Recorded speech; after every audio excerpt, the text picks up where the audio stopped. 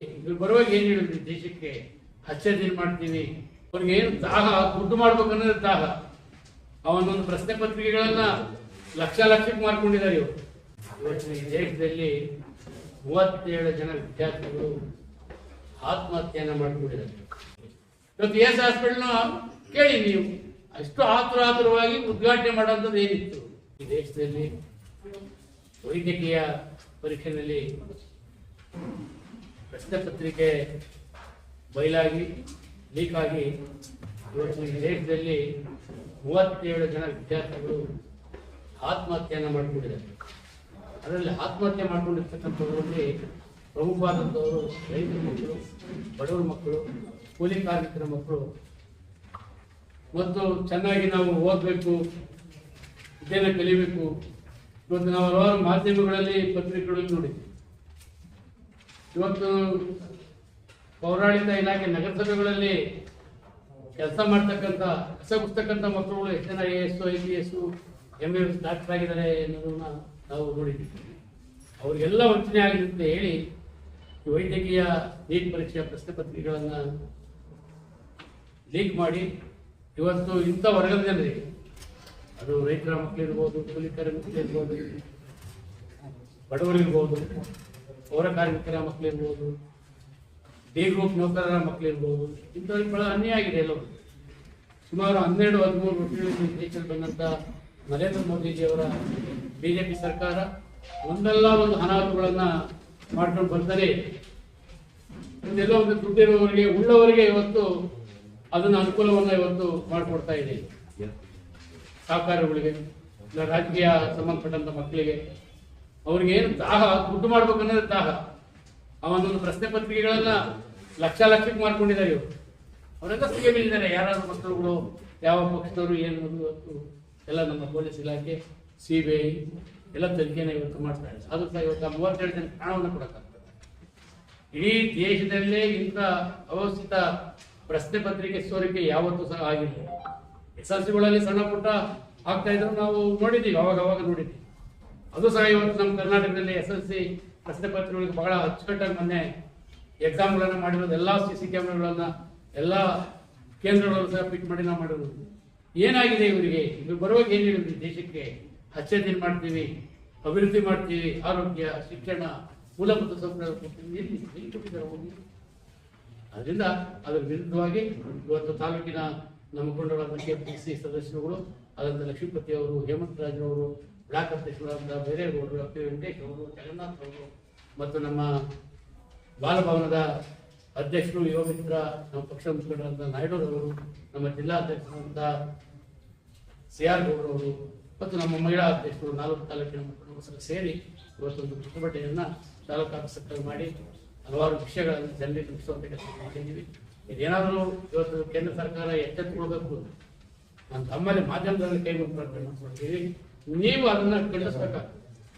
ಹಿಂದೆ ನಾವು ಹುಡುಗರಾಗಿದ್ದಾಗ ಲಂಕೇಶ್ ಪತ್ರಿಕೆ ಮತ್ತು ವೀರಣ್ಣಯ್ಯನವರು ಯಾವ ರೀತಿ ರಾಜಕಾರಣಿಗಳ ಮೇಲೆ ಬರೀತಿದ್ರು, ಹೇಳ್ತಿದ್ರು, ಮಾತಾಡ್ತಿದ್ರು, ಅದಾಗಬೇಕಾಗ್ತದೆ. ಈ ದೇಶದ ಅಂಬೇಡ್ಕರ್ ಕೊಟ್ಟಂತ ಸಂವಿಧಾನದಡಿ ಇವತ್ತು ನಾವು ಈ ದೇಶ ಮುನ್ನಡೆಸ್ಕೊಂಡು ಬಂದಿದೆ.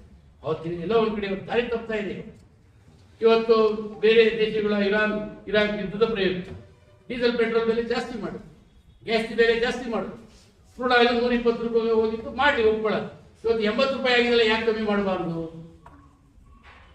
ಎಲ್ಲ ಆಹಾರ ಪದಾರ್ಥಗಳ ಬೆಲೆ ಜಾಸ್ತಿ ಆಗಿದೆ. ರೈತರು ಜೀವನ ಅನ್ನೋದು ಶೋಷಣೆಯಾಗಿ ಹೋಗ್ಬಿಟ್ಟಿದೆ, ಅವ್ರದ್ದು 0 ಆಗ್ಬಿಟ್ಟಿದೆ. 1800, 900, 1000 ಗೊಬ್ಬರ ಇವತ್ತು 2000, 2500, 2500. ಅದಕ್ಕೆ ಇಂತಿಷ್ಟೇ ಲಿಮಿಟ್ ಮಾಡಿದ್ದಾರೆ. ಬೇರೆ ಗೊಬ್ಬರವನ್ನು ತಗೊಂಡ್ರೆ ನಾವು ಗೊಬ್ಬರ ಕೊಡೋದು ಅಂತ ಮಾಡಿದ್ವಿ. ಆ ಸಬ್ಸಿಡಿ ಯಾರು ಗೊತ್ತದೋ ಗೊತ್ತಿಲ್ಲ. 1,500 ರೂಪಾಯಿ ಸಬ್ಸಿಡಿ ಇವತ್ತು ಯಾವ ರೈತರಿಗೂ ಸಿಗ್ತಾ ಇಲ್ಲ ಇವತ್ತು. ಹಾಗೆ ಜನವಿರೋಧಿ ಸರ್ಕಾರ ಈ ದೇಶದಲ್ಲಿದೆ. ಅದರಿಂದ ಇದನ್ನ ಮಾಧ್ಯಮದ ಮುಖಾಂತರ ತಪ್ಪಿದ್ರೆ ತಪ್ಪು ಬರೀರಿ, ನಿಜ ಇದ್ರೆ ನಿಜ ಬರೀರಿ, ಅದರಲ್ಲೇನಿದೆ. ಇದನ್ನ ನಿಮ್ಮಲ್ಲಿ ನಾನು ಪ್ರಾರ್ಥನೆ ಮಾಡ್ಕೊಳ್ತೀನಿ. ಇವತ್ತು ನಮ್ಮ ತಾಲೂಕಲ್ಲೂ ಸಹ ಏನಾಯ್ತು ಅಂತ ಗೊತ್ತಿದೆ. ನಾವು ದೊಡ್ಡಬಳ್ಳಾಪುರ ಮಾಡ್ತಿದ್ದ ಜನರು ಹಾಕಿದ್ರು. ಕೆಲವೊಂದು ಕಡೆ ಏನಾಗಿದೆ ಇವತ್ತು, ಅದೇ ತಾಲೂಕಿನ ಜನತೆ, ಮಹಾಜನತೆ ಮತ್ತು ತಮ್ಮಗಳ ಸಹಕಾರದಿಂದ 2 ಬಾರಿ ಅವಕಾಶ ಕೊಟ್ಟಾಗ ಎಷ್ಟೋ ಅಭಿವೃದ್ಧಿ ಕಾರ್ಯಕ್ರಮಗಳು, ಶಿಕ್ಷಣ ಇರ್ಬೋದು, ಆರೋಗ್ಯ ಇರ್ಬೋದು, ಮೂಲಭೂತ ಸೌಕರ್ಯಗಳಿರ್ಬೋದು. ಇವತ್ತು ಜಮೀನು ಬೆಲೆಗಳು ಎಲ್ಲಿ ಹೋಗಿದೆ? ಇವತ್ತು ಕೈಗಾರಿಕೆಗಳು ಇವತ್ತು ಜಿಲ್ಲಾ ಆಸ್ಪತ್ರೆಗಳು, ESI ಹಾಸ್ಪಿಟಲ್ಗಳು, ಇವತ್ತು ESI ಹಾಸ್ಪಿಟಲ್ನ ಕೇಳಿ ನೀವು ಅಷ್ಟು ಆತುರವಾಗಿ ಉದ್ಘಾಟನೆ ಮಾಡುವಂಥದ್ದು ಏನಿತ್ತು. ಕೇಂದ್ರದಲ್ಲಿ ನಮ್ಮ ಹಿಂದೆ 13ರಲ್ಲಿದ್ದಂತಹ ಮಲ್ಲಿಕಾರ್ಜುನ ಖರ್ಗೆ ಅವರು ಕಾರ್ಮಿಕ ಸಚಿವರಾಗಿದ್ದಾಗ ಇವತ್ತು ನಮ್ಮ ತಾಲೂಕಿನಲ್ಲಿ ಅದೊಂದು ESI ಹಾಸ್ಪಿಟಲ್ ಅನ್ನ ಒಂದು ಶಂಕುಸ್ಥಾಪನೆ ಮಾಡಿದ್ರು. ಅದು ಕೇಂದ್ರ ಸರ್ಕಾರಕ್ಕೆ ಒಳಪಟ್ಟಿರ್ತಕ್ಕಂಥ ಸಂಸ್ಥೆ. ಆ ಜಮೀನು ಸಹ ಅವತ್ತಿದ್ದಂತ ಕೇಂದ್ರ ಸರ್ಕಾರ ವಿವಿಧ ಸರ್ಕಾರ ದುಡ್ಡು ಕೊಟ್ಟಿದೆ. ಕರ್ನಾಟಕ ಸರ್ಕಾರ ಏನು ಜಮೀನೇನು ಉಚಿತವಾಗಿ ಕೊಟ್ಟಿಲ್ಲ. ಅದನ್ನೆಲ್ಲ ತಿರುಚಿ ಹೇಳೋದಿದ್ದೆ ಯಾವ ಬಚ್ಚೇಗೌಡರಿದ್ದಾಗ ಕಾರ್ಮಿಕರಿದ್ದಾಗ ಆಗಿತ್ತು. ಆಮೇಲೆ ಈ ಸರ್ಕಾರದ ಯಾವುದೇ ಒಂದು ಗೌರವಾನ್ವಿತ ಮುಖ್ಯಮಂತ್ರಿಗಳನ್ನಾಗಲಿ, ಕಾರ್ಮಿಕ ಸಚಿವರನ್ನಾಗಲಿ, ಆರೋಗ್ಯ ಮಂತ್ರಿಗಳಾಗಲಿ ಕರೆದು ಒಂದು ಉದ್ಘಾಟನೆಯನ್ನು ಸಹ ಮಾಡಿಸ್ತಾರೆ. ಇವತ್ತು ಬರೀ BP ಶುಗರ್ಗೆ ಇವತ್ತು ಅಲ್ಲಿ ಚೆಕ್ ಮಾಡಿ ಕಳಿಸ್ಕೊಡ್ತಾ ಇದೆ. ಕೇಂದ್ರ ಸರ್ಕಾರಕ್ಕೆ ಜವಾಬ್ದಾರಿ ಇಲ್ವಾ? ಇವತ್ತು ರಾಜ್ಯ ಸರ್ಕಾರ ಉದಾಹರಣೆಗೆ ನಾವು ಇವತ್ತು ತಾಯಿಮಗು ಹಾಸ್ಪಿಟಲ್ ಮಾಡಿದ್ದೀವಿ. ಎಲ್ಲ ರೀತಿಯ ಸೌಲಭ್ಯಗಳನ್ನು ನಾವು ನಮ್ಮ ಸರ್ಕಾರ, ಸಿದ್ದರಾಮಯ್ಯ ಸರ್ಕಾರ, DK ಶಿವಕುಮಾರ್ ಸರ್ಕಾರ ಕೊಡ್ಲಿಲ್ವ? ನಾವು ವಸತಿ ಶಾಲೆಗಳನ್ನು ಮಾಡಿದ್ದೀವಿ. ವಸತಿ ಶಾಲೆಗಳಿಗೆ ಮೂಲಭೂತ ಸೌಕರ್ಯಗಳನ್ನು ನಾವು ಕೊಡ್ಲಿಲ್ವ? ಕಟ್ಟಡಕ್ಕೆ ದುಡ್ಡು ಕೊಟ್ಬಿಟ್ಟು ಸುಮ್ಮನೆ ಬಿಟ್ಬಿಟ್ರೆ ಹೇಗೆ ನಾವು ಅತ್ಯಂತ ಎಲ್ಲಿ ಬಂತು ಇದು ಹೋಗ್ಲಿದ್ದು? ಅಭಿವೃದ್ಧಿ ಎಲ್ಲಿ ಬಂತು? ರೈತರ ಪರವಾಗಿ, ಬಡವರ ಪರವಾಗಿ, ವಿದ್ಯಾರ್ಥಿಗಳ ಪರವಾಗಿ ಹೇಳಿ ಹೋಗಿ. ಇದನ್ನು ಖಂಡಿಸ್ಬೇಕಾಗ್ತದ ಮುಂದಿನ ದಿನಗಳಲ್ಲಿ. ಎಲ್ಲ ಪೇಪರಲ್ಲೇ ಅವ್ರ ಬುದ್ಧಿ ಕಲಿಯೋದು. ನಾವೆಷ್ಟೇ ಮಾತಾಡಿರೋದು ಕಲಿಯಲ್ಲ. ನಾವು ತಪ್ಪು ಮಾಡೋದು ನಮ್ಮ ಬಗ್ಗೆನೂ ಬರೀಲಿ. ನಾನೇನು ನಮ್ಮನ್ನು ಬರೀಬೇಡಿ ಅಂತ ನಾವೇನು ಹೇಳೋದಿಲ್ಲ. ಯಾವಾಗಲೂ ನಮ್ಮ ಅವಧಿಯಲ್ಲಿ ಸುಳ್ಳು ಹೇಳಿದ್ರೆ, ಈಗ ಸುಳ್ಳು ಹೇಳಿದ್ರೆ, ಎಲ್ಲ ಒಂದ್ ಕಡೆ ಈ ದೇಶ ನಾವು ಎಲ್ಲ ಒಂದ್ ಕಡೆ ಸಾಕ್ತಾ ಇದೆ, ಹಿನ್ನಡೆ ಆಗ್ತಾ ಇದೆ. ಅದರಿಂದ ವಿಶೇಷವಾಗಿ ಆ 37 ಜನ ವೈದ್ಯಕೀಯ ವಿದ್ಯಾರ್ಥಿಗಳು ಸತ್ಯ ಬಹಳ ನಮಗೆ ದುಃಖ ಆಗ್ತಾ ಇದೆ. ವಿಶೇಷವಾಗಿ ಆ ಕುಟುಂಬಕ್ಕೆ ಆ ಭಗವಂತ ಶಕ್ತಿಯನ್ನು ಬರೆಸಿ ಅವರಿಗೆ ಚಿರಸೇನೆ ಸಿಕ್ಕಲಿ. ಮುಂದಿನ ಹೋರಾಟ ಮಾಡಿ ಏನು ಇರ್ತಕ್ಕಂಥ BJP ಸರ್ಕಾರದಲ್ಲಿರ್ತಕ್ಕಂಥ ಶಿಕ್ಷಣ ಸಚಿವರಾದಂಥ ಧರ್ಮೇಂದ್ರ ಪ್ರಧಾನ್ ಅವರು ಕೂಡಲೇ ರಾಜೀನಾಮೆ ಕೊಡಿಸಿದ್ರೆ ಇದು ಸಾರ್ಥಕ ಆಗ್ತದೆ.